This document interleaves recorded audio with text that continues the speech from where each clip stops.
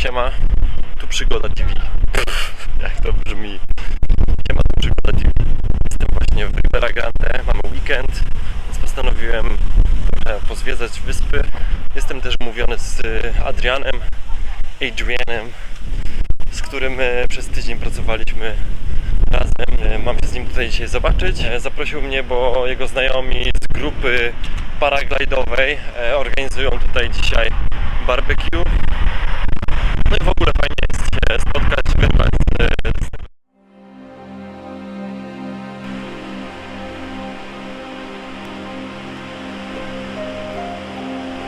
Okej, chodźmy trochę bliżej. Zobaczymy falę z bliska. Aaaa!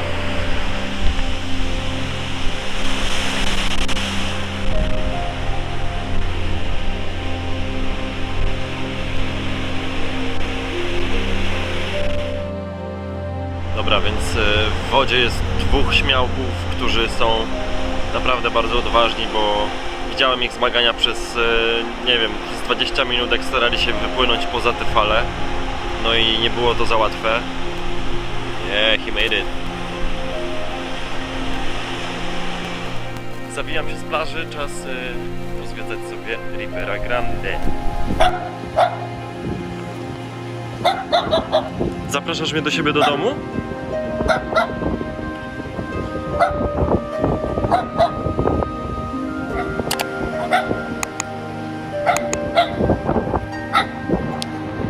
Kelly. Okej, mają tutaj nawet fontannę na rondzie, która przedstawia surfera. Ribera Grande naprawdę jest stolicą surfowania na Azorach. Super fajny pomnik. Piękna reklama w tle. Okej, znajdźmy inny kąt. Może tu? Dobra, może tak. Że pomiędzy reklamami spoko. Nie idąc wcale dalej, zauważyłem tego oto konia, który się wypasa tutaj na brzegu. A zaraz obok niego mamy taki oto pomnik kubi ziemskiej, zrobiony z tradycyjnych portugalskich płytek. Koń, ziemia, surfer. Tam jakiś szalony ziomek sobie chilluje, który mówi do siebie. Tu są Azory, spójrzcie, nawet mają specjalnie swoje miejsce. Chociaż nie, to jest Afryka, co ja gadam. Muszą być trochę wyżej. Chyba tam. No gdzieś tu. O, ten ziomek nagle zaczął tańczyć. Okej, a ten budynek, z tego co jest napisane tutaj, wynika, że jest to centrum sztuki współczesnej. Archipelago. Jest naprzeciwko szaleńca. Tak więc zobaczmy, jak wygląda centrum sztuki współczesnej w Ribera Grande na Azorach. Nie byłem na to gotów, ale czemu nie?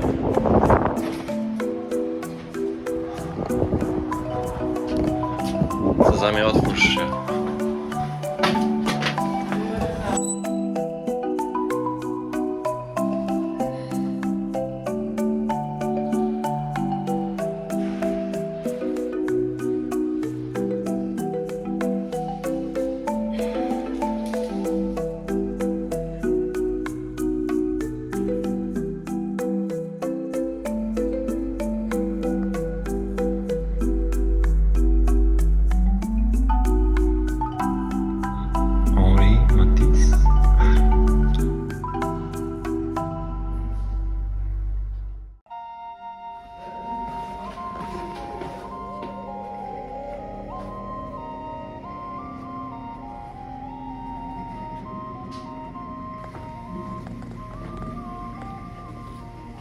Chyba ta wystawa mi się najbardziej podoba ze wszystkich.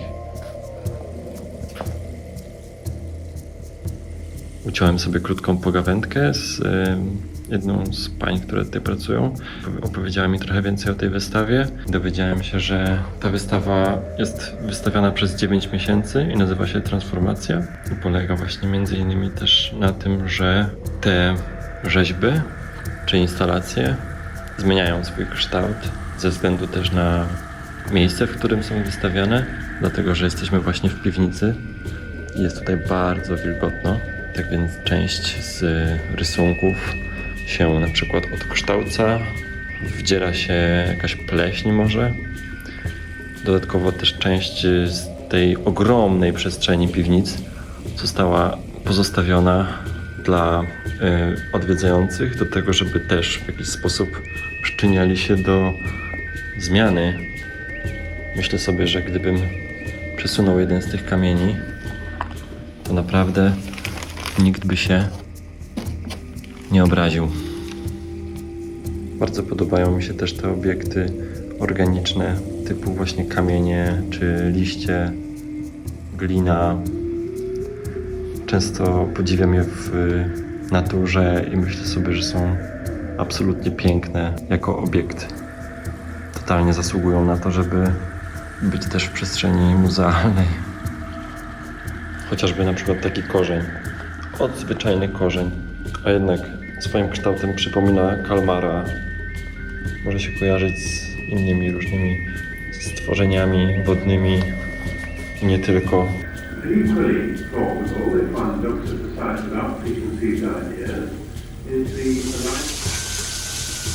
Leje.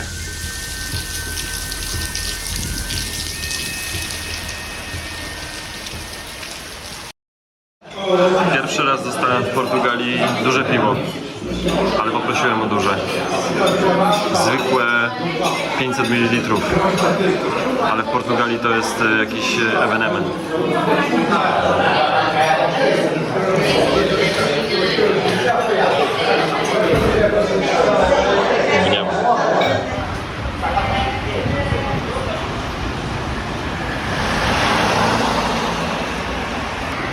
Spójrzcie tylko na te giganty.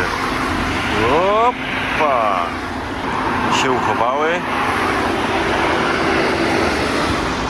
Przyznaję się. Zjadłem rybę. Przerwałem swoją dietę wegańską. Nie minęło nawet 2 tygodnie. Może 12 dni.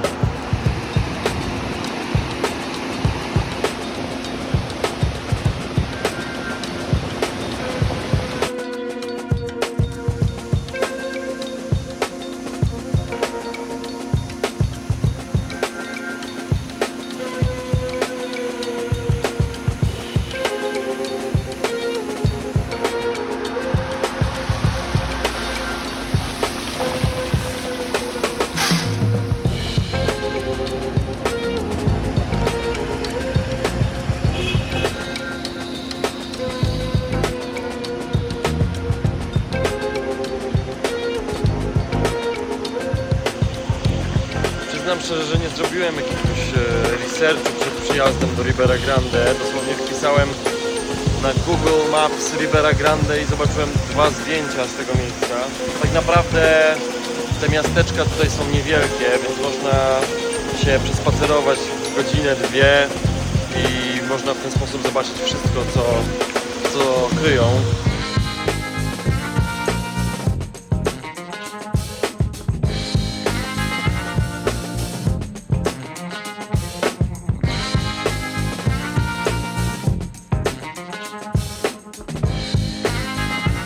Natknąłem się właśnie na ulicę Jana Pawła II. Tak, Pan Jezus powiedział. Tak wygląda ulica Jana Pawła II. Dobra, zobaczmy ją. Tak więc jest tutaj na ulicy Jana Pawła II zielony samochód. Później jest biały, a później beżowy Peugeot. Najwyraźniej jest taksówkarzem. O, na lewo taki piękny mały skwerek. Tutaj jest jedna willa, tu jest druga willa, tu jest trzecia willa, a przed nami kilka kolejnych willi, sklep z rybami. Macie mniej więcej przerysowane, tak jak wygląda ulica Jana Pawła II w Ribeira Grande.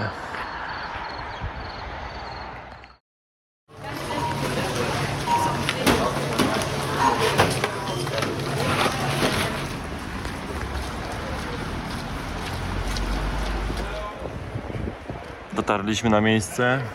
Wyjdę na chwilę na ulicę, opowiem co się dzieje. Adrian, którego poznałem u Tomasa, jest fascynatem paraglidingu i skontaktował się z grupą paragliderów, lokalesów z Azorów. Zaprosili go na grilla, powiedzieli, że może przyprowadzić znajomych, więc zaprosił mnie też tutaj i jesteśmy w centrum Starego Miasta Ribeira Grande. No i tak wygląda budynek klubu paraglidingowców.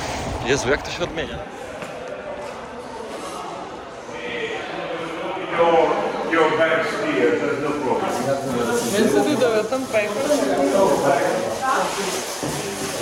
Also, and yes, be careful with the hat. I put this here because I bent several times, and it's very keep our gear. And even this is ours also. I said to Rosa, now we need all the festivals we organize. Voice from the balloons. No to czego wyszło, ubiera dla Acho que não para já está bom. Oh, you ready? I didn't have a cheese for 2 weeks, you know. So I'll also go for it. It's delicious.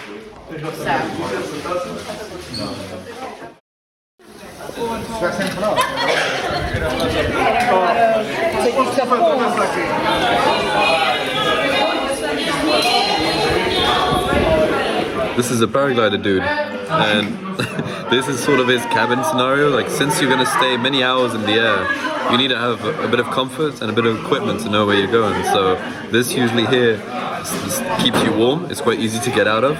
You kind of look stupid when you're running to jump off a cliff, but once you're in the air, you're quite happy to have one of those. And you got a little GPS here if you're really cool. Not all people have them, and you have an alternator which tells you the height, the altitude, and especially if you're gaining, if you're going up or down, it goes boop boop boop, and if it's going up, it goes like boop boop boop boop boop. What do you do when you need to go to the bathroom? Well, men have it easy. You just come out of your little sock right there, and you just piss in the air. Really cool. Yeah. So Did you do that? No, I haven't. You know, because you do this for long flights. You know, like really had to go. Yeah. Station. I guess this guy looks like he knows what he's doing. Yeah, but you can go really far with the tech that you put in there. It can be really like hot and stuff. You can have like electronic heating stuff. You can have a little like éolienne, like a windmill. Thermophore? Yeah, like something to generate electricity. And right under there you have what we call air cushions. And these air cushions are useful for you to be comfortable when you fly, and especially like when you land. If you mess up a landing and you end up on your butt, well, it's like an air cushion. So it goes like Wow. like an airbag for your ass. an airbag for your ass. And it explodes? Not really, but it does a real big farting sound when you like land on it. It goes like, you know. And there's almost no security on a paraglider, so that's a good thing to know.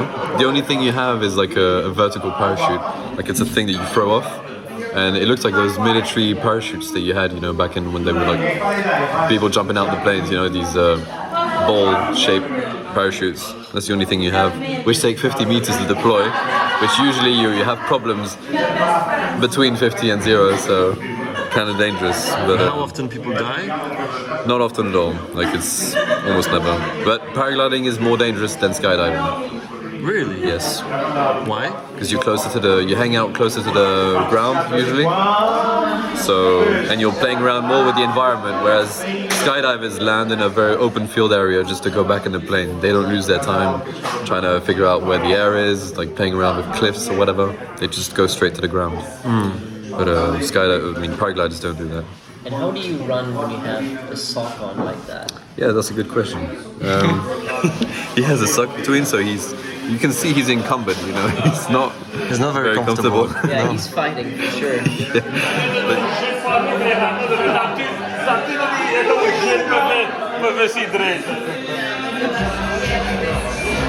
Wow, essa tá porreira.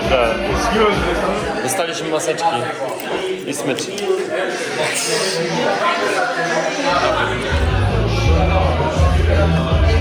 Oh, man. So each turn here you see it's 6 G-force on your body. 6G? Yeah.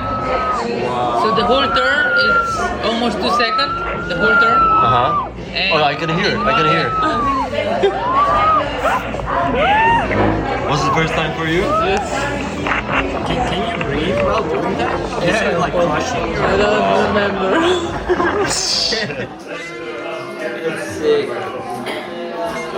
Festival days are Let's go. beautiful.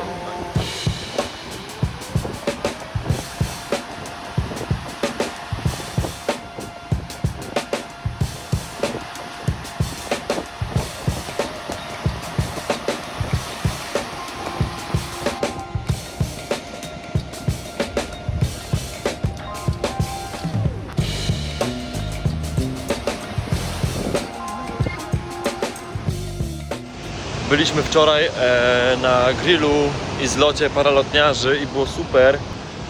Jest to jedyny klub Association, stowarzyszenie paralotniarzy na Azorach. Tworzą go od 1992 roku i założyciel tego stowarzyszenia jest bardzo charyzmatycznym człowiekiem.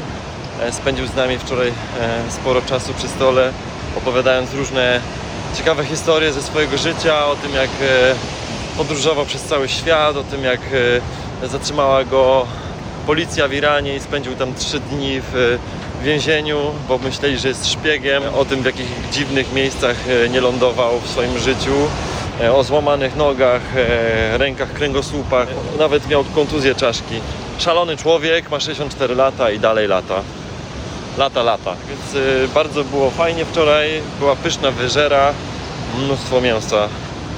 Po 2 tygodniach bycia weganinem, nagle jak zobaczyłem te ilości mięsa, to ciężko mi się zrobiło, ale no przyznam się, no coś tam spróbowałem, ciężko było nie spróbować. Paralotnictwo to jest nowy temat, z którym się zapoznałem. Dowiedziałem się, jak wyglądają zawody w paralotnictwie. Są różne kategorie, na przykład akrobacja albo dystans do pokonania. Są też na przykład zawody w lądowaniu do konkretnego celu, albo są też zawody, na przykład nazywa się to chyba para-hiking.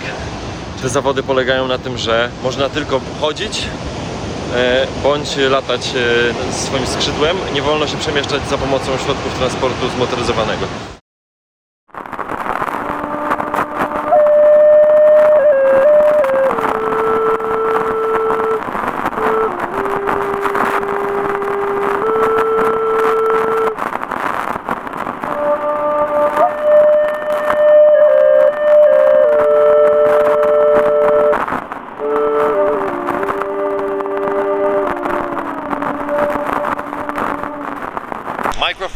Microphone test, 1, 2, 1, 2.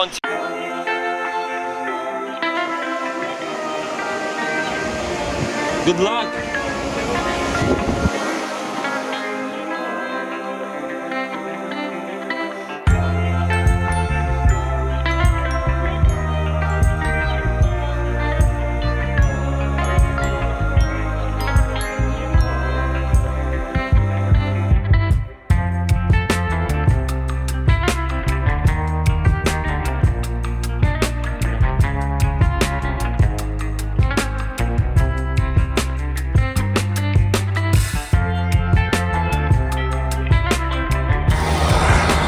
To ja, Paweł, idę trochę niepocieszony, bo zepsuł mi się mikrofon. Powasał. Jeszcze nie łapałem sam tutaj stopa, więc zobaczymy, jak to pójdzie. Jest dzisiaj niedziela, więc też jest trochę mniejszy ruch, bym powiedział. Ale jest godzina 12, więc mam czas, naprawdę, nie śpieszę się nigdzie. Nic nie złapałem przez 40 minut, więc idę przed siebie, co by nie zwariować. Tamto rondo było nie do końca fajne. Ludzie są fajni, kiedy biorą mnie na stopa. Kiedy nie biorą mnie na stopa, to też są fajni. Okej, doszedłem do kolejnego ronda. Tak więc kolejne rondo, kolejna próba.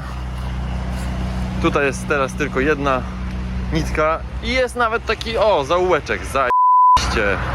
Panowie tutaj naprawiają traktory obok mnie i ten pan ewidentnie ma pięknięte plecy. Siema. Dojechałem do Furnas i z tamtego miejsca, w którym byłem, bardzo łatwo poszło. poznałem super faceta o imieniu Linu, który mnie tutaj przywiózł i opowiedział mi o swoich przygodach. Dowiedziałem się o tym, że tak naprawdę nie tylko Brazylia i Portugalia mówi po portugalsku, ale jest też wiele innych krajów, łącznie jest ich 9.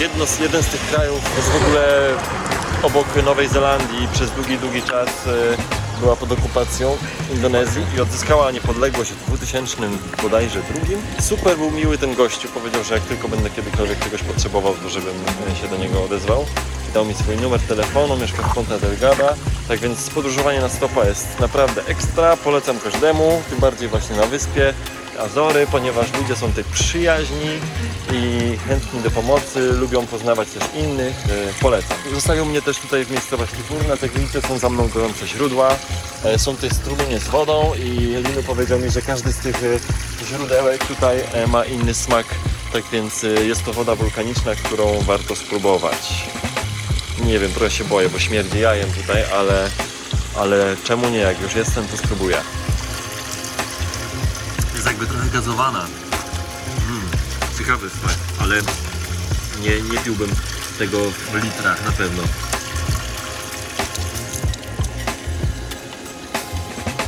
Okej, bardzo podobna do pierwszej, ale mniej gazowana, bym powiedział.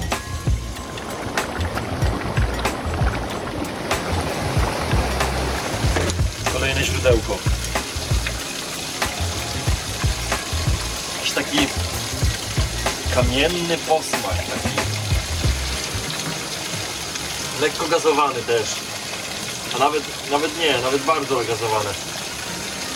Naprawdę różni się smakiem od tych wód, które mamy w Polsce, w miejscowościach uzdrowiskowych. Przede wszystkim ta woda nie śmierdzi żadnym jajem i da się to pić. O wiele bardziej smakuje mi to niż woda z Iwonicza Zdroju czy z jakichś innych zdrojowych miejscowości w Polsce. Ponoć lokalesi w miejscowości Furnas piją często tą wodę i chwalą ją, mówią, że przynosi im to dużo zdrowia i że nie chorują. Możliwe, że ma jakieś właściwości uzdrowiskowe też ta woda.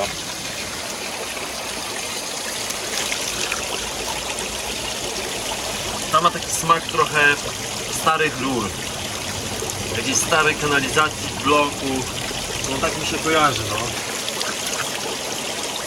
Oj, tam mi już zajeżdża.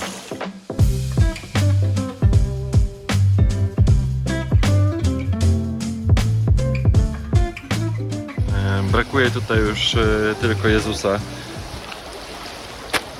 Nowa miejscówka na stopa.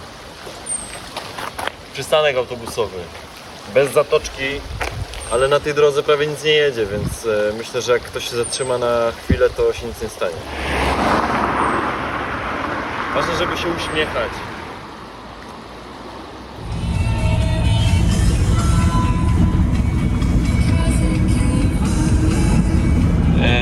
Hitchhiking, like autostop from Ribeira Grande, Furnas, from Furnas now Povassal. Okay. To Aboleia. Si, Aboleia. Aboleia. No autobus.